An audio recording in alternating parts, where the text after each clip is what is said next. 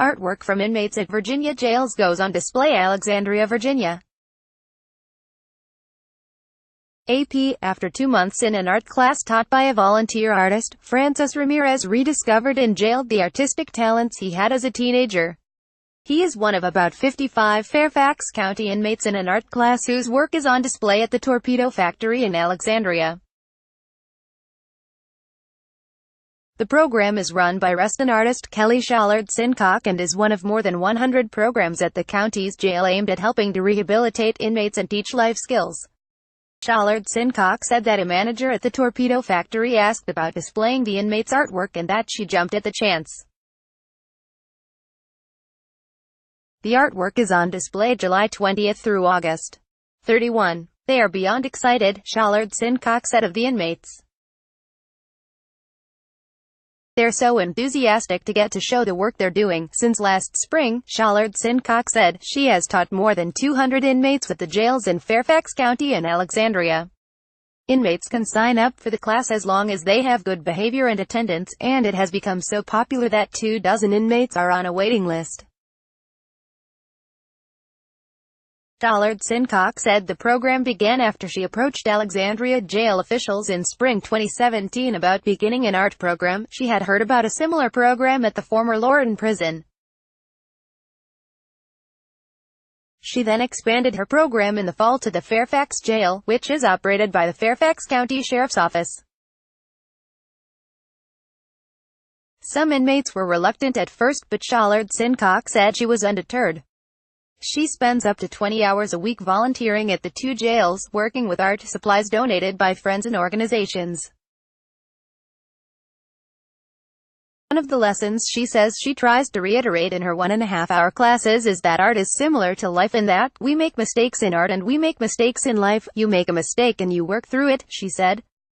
Embrace your mistakes and learn and grow from it. Shallard Sincock, an artist for more than 30 years, said one of her first art students at the Fairfax jail went from drawing stick figures to producing what she calls gallery-quality work. That inmate is also teaching techniques to other inmates who cannot attend the class.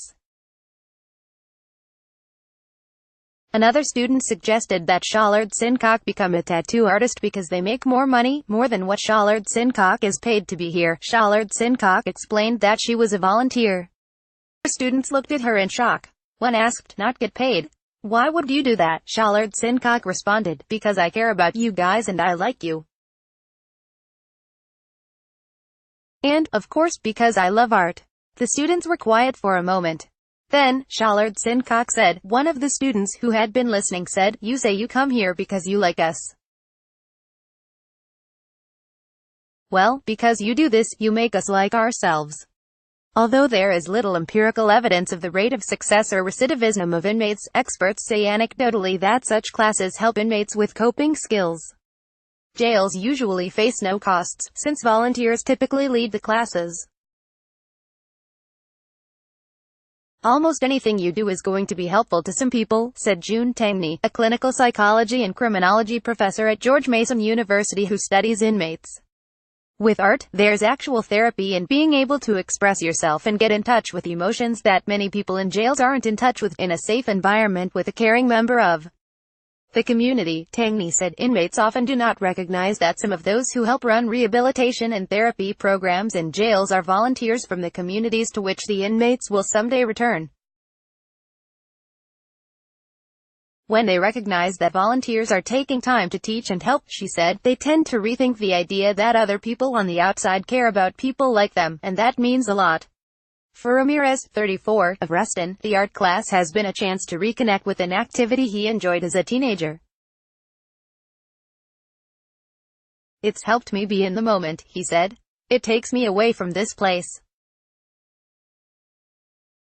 It's been a blessing to me." Ramirez said he does not like to dwell on how he went from serving in the military to becoming a personal trainer and then landing in jail.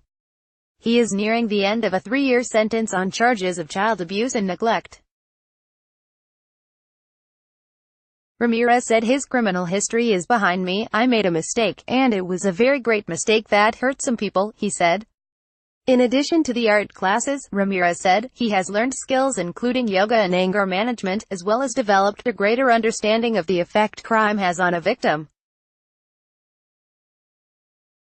He said he hopes to go to college and become an art teacher for disabled veterans. Information from The Washington Post, http://www.washingtonpost.com. Copyright 2018 The Associated Press. All rights reserved. This material may not be published, broadcast, written or redistributed. Advertiser content.